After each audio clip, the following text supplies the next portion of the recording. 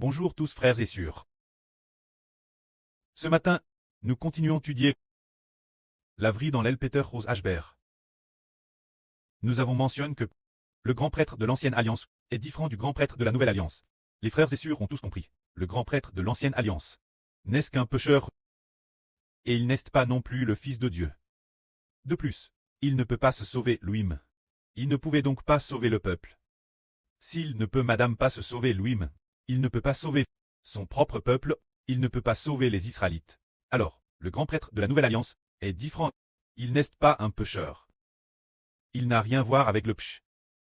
Et son autorité est plus grande que le péchage, plus grande que le diable Satan. De plus, il est aussi le Fils de Dieu. Et le Saint-Esprit puissant de Dieu est dans le grand prêtre de la nouvelle alliance. Et le prêtre a autrefois créé toutes choses par lui. Aujourd'hui, il s'est assis, la droite du trône de Dieu. Tandis que le grand prêtre de l'ancienne alliance, pour faire l'expiation, utilisait des animaux pour expier les péchés. Mais le grand prêtre de la nouvelle alliance a utilisé son propre corps, sa propre vie pour faire l'expiation. C'est pourquoi le précleste cause de ce grand prêtre de la nouvelle alliance, le Seigneur Jésus-Christ, pardonne les péchés des hommes. Aujourd'hui, il est ressuscité des morts, et s'est assis à la droite du trône du précleste. Le prêtre a dit donne au Seigneur la puissance du Saint-Esprit de la vie éternelle, afin que pour tous ceux qui croient au Seigneur, le Seigneur leur donne le Saint-Esprit, pour qu'ils soient sauvés. C'est cela le grand prêtre de la nouvelle alliance. Alors, regardons ce grand prêtre, comme il est honorable, comme il est grand, puisque notre grand prêtre de la nouvelle alliance est différent du grand prêtre de l'ancienne alliance, et qu'un nouveau grand prêtre de la nouvelle alliance c'est l'œuvre. Alors, il l'est selon l'ordre de Melchisedec. De plus, il est devenu grand prêtre, non pas selon une loi charnelle, non pas selon la lettre des tables de l'alliance, mais selon la puissance du Saint-Esprit, mais selon la puissance du Saint-Esprit qui a créé l'univers et toutes choses.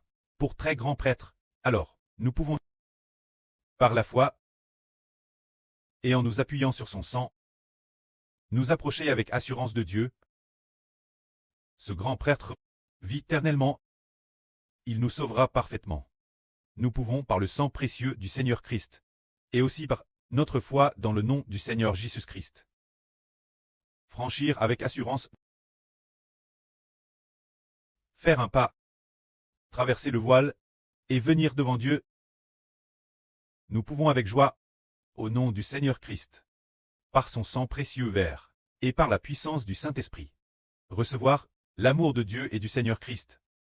C'est le point clé de notre message d'aujourd'hui. Le cure en est, au nom du Seigneur Christ.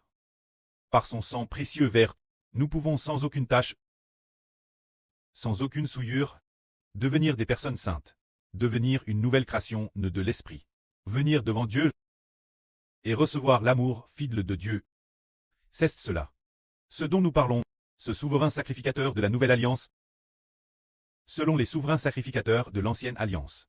Les hommes sont tous mortels. C'est pourquoi, après la mort d'Aaron, son fils Lazare, lui a succédé comme souverain sacrificateur. Après la mort d'Élazare, son fils Phinès, lui a succédé comme souverain sacrificateur. Gnarsion. Après Gnarsion, les oncles ont été souverains sacrificateurs. Mais le souverain sacrificateur de la nouvelle alliance, lui, ne meurt jamais. Il a la puissance d'une vie indestructible. C'est pourquoi, tous ceux qui s'approchent de lui, il peut les sauver parfaitement.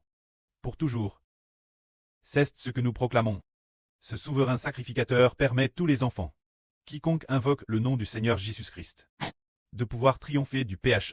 Par exemple, si ce n'était pas pour le souverain sacrificateur de la nouvelle alliance, aujourd'hui nous ne pourrions pas non plus venir ici pour coûter la vrille, si ce n'était pas pour le souverain sacrificateur de la nouvelle alliance, le Seigneur Jésus-Christ.